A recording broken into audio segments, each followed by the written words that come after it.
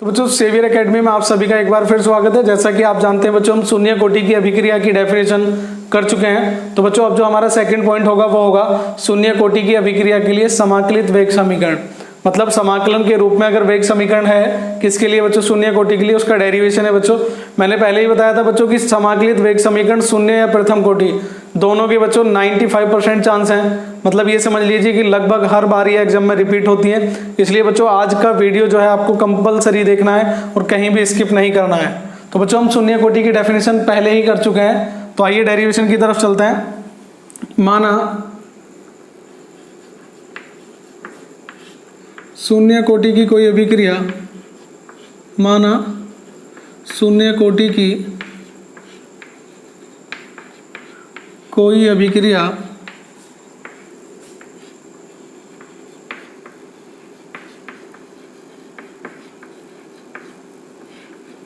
निम्न प्रकार है। माना शून्य कोटि की कोई अभिक्रिया बच्चों निम्न प्रकार है। ठीक है बच्चों, मैंने मान लिया कि R एरो P मतलब कोई रिएक्शन है बच्चों, R गिव्स P। मतलब समझ रहे हैं बच्चों, R का मतलब क्या है, यहाँ पर रिएक्टेंट है और रिएक्टेंट से क्या बनता है, प्रोडक्ट। तब तो बच्चों आप जानते हैं अभिक्रिया का वेग,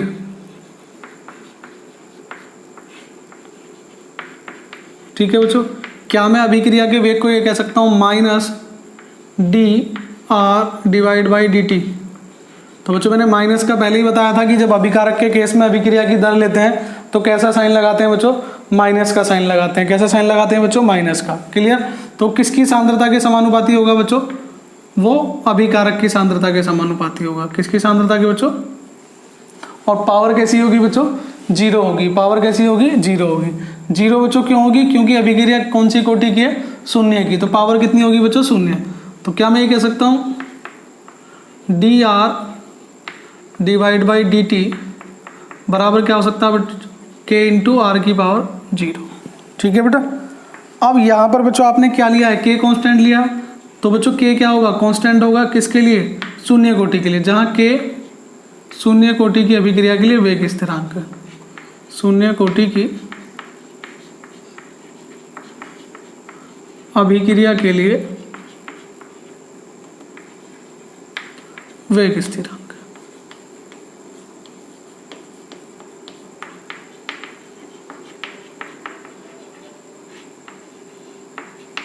क्लियर बच्चों, क्या हो गया, शून्य कोटि की अभिक्रिया के लिए वेग स्थिरांक हो गया। ठीक है बच्चों। आप जानते हैं कि r की पावर बच्चों जीरो होगी। मैंने बताया था किसी की भी पावर जीरो होती है उसकी वैल्यू कितनी हो जाती है, 1। कितनी हो जाती है, 1। तो dr बाई dt बराबर कितना हो गया बच्चों, k। चूंकि r नॉट की पावर अगर जीरो है बच्चों तो वैल्यू कितनी हो जाएगी, 1। कितनी हो जाएगी बच्चों, 1। या कितना हो जाएगा बच्चों, माइनस के dr इज इक्वल टू कितना हो जाएगा बच्चों, k, और कितना हो जाएगा बच्चों आपका dt। क्या हो जाएगा, k dt। क्लियर। मतलब dt की मल्टीप्लाई बच्चों हमने दूसरी तरफ कर दी। अगर यहाँ से आपको बच्चों थोड़ा सा समाकलन आता है तो आप यहाँ से बच्चों समाकलन करेंगे। मान लीजिए समीकरण नंबर 1, तो दोनों ओर का समाकलन करने पर बच्चों, दोनों ओर का समाकलन करने पर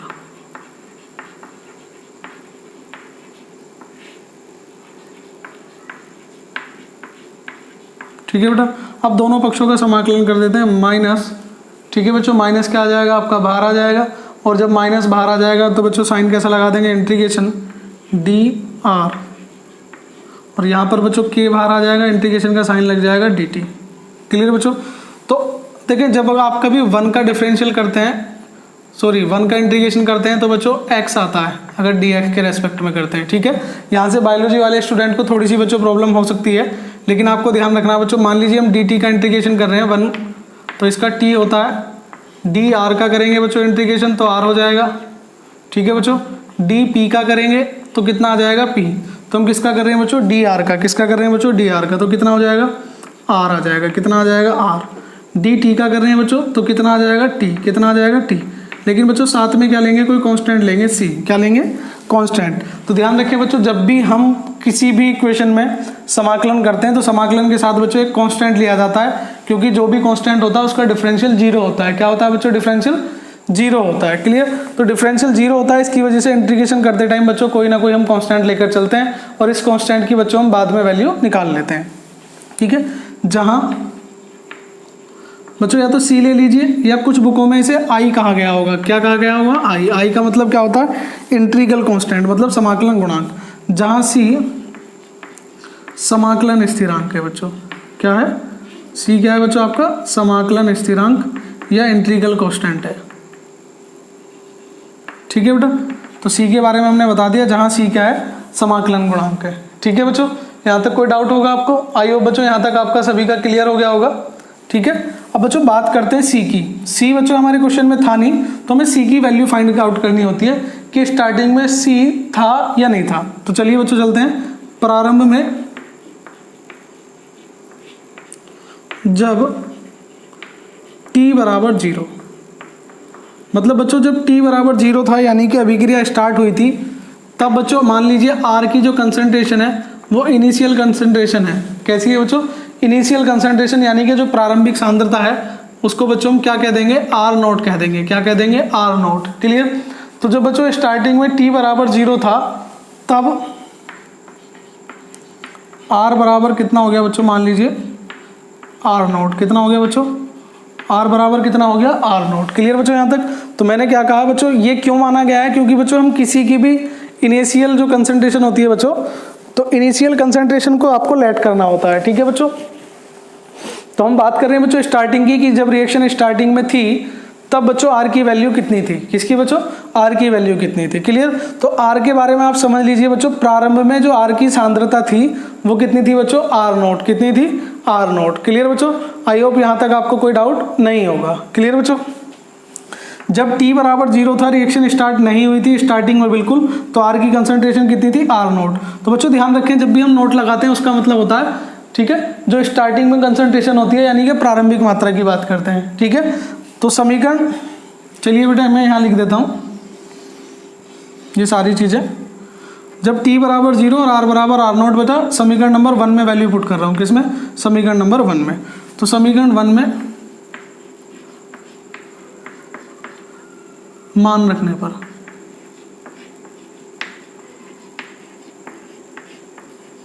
ठीक है बेटा, समीकरण 1 में वैल्यू पुट की जा रही है बच्चों। किसकी?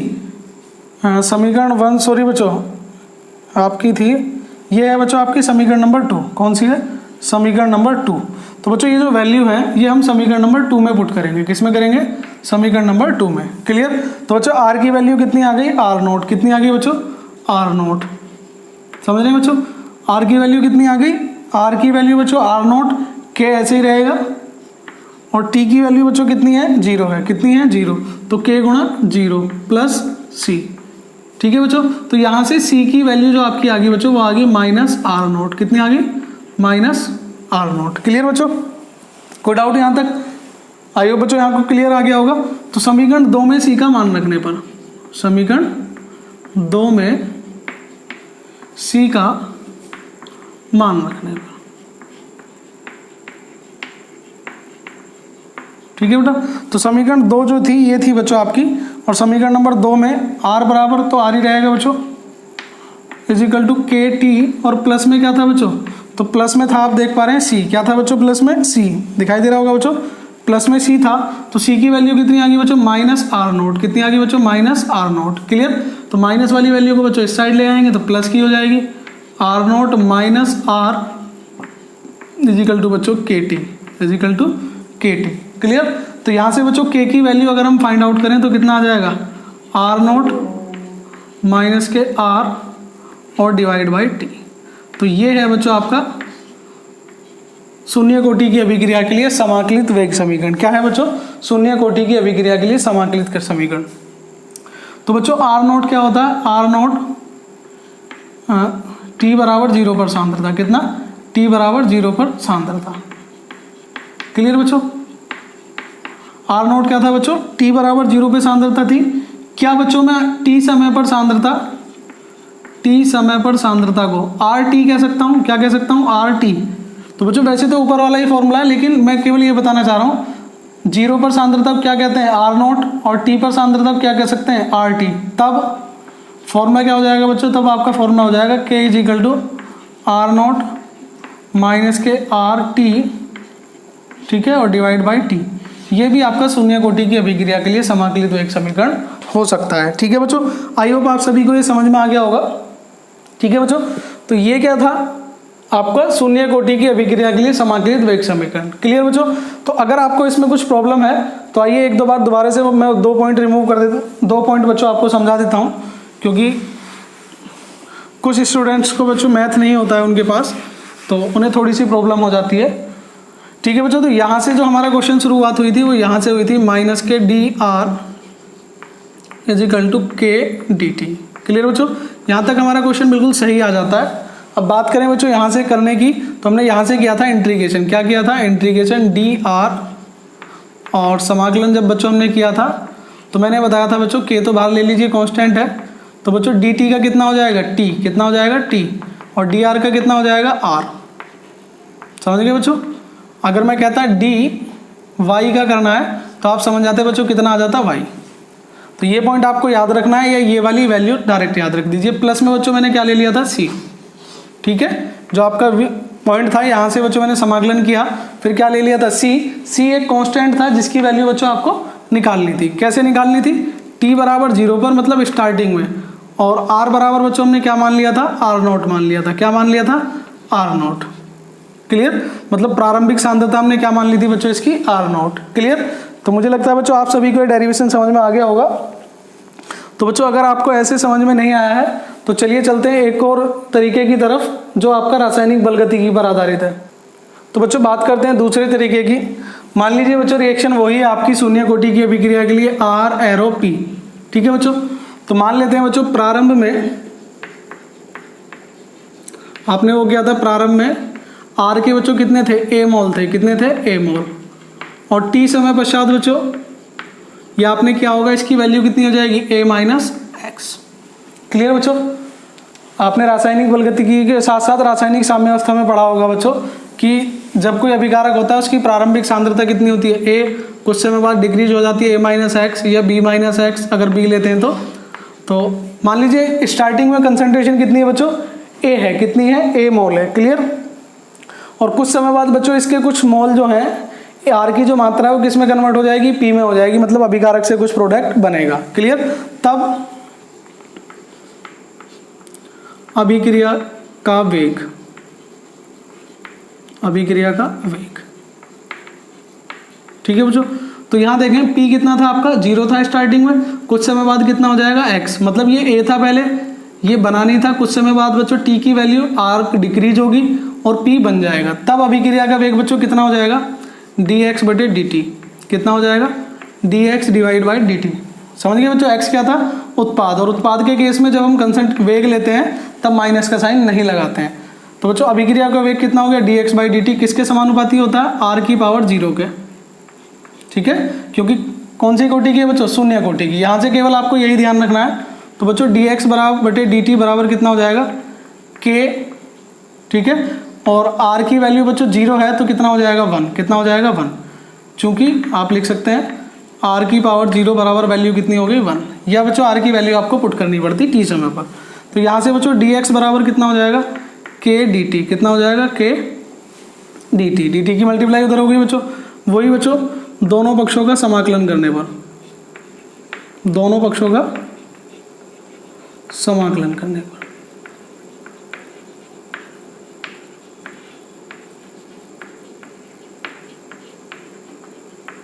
ठीक है बेटा, अब दोनों पक्षों का अगर हम समाकलन करते हैं तो क्या हो जाएगा? Integration D X is equal to K into integration D T. तो बच्चों मैंने थोड़ी देर पहले बताया था डी एक्स का करेंगे तो कितना आ जाएगा? एक्स। के ऐसे ही रहेगा, डी टी का करेंगे तो टी, साथ में बच्चों क्या आ जाएगा? कॉन्स्टेंट सी। क्या आ जाएगा? कॉन्स्टेंट सी। और बच्चों सी क्या है आपका? समाकलन गुणांक है, समाकलन गुणांक।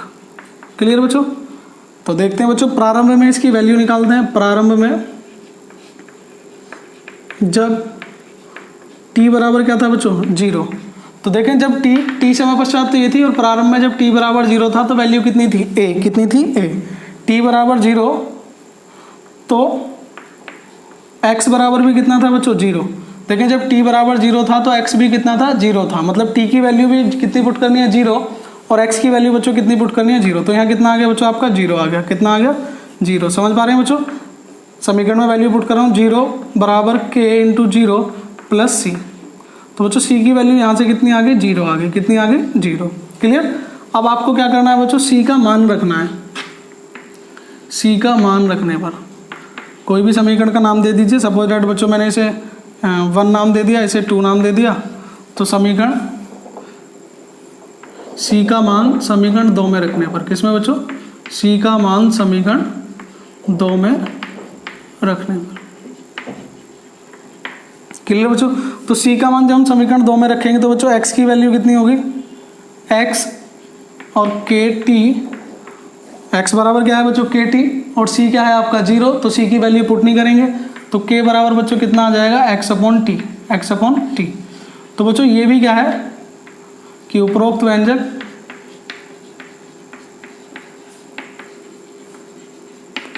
शून्य कोटि की अभिक्रिया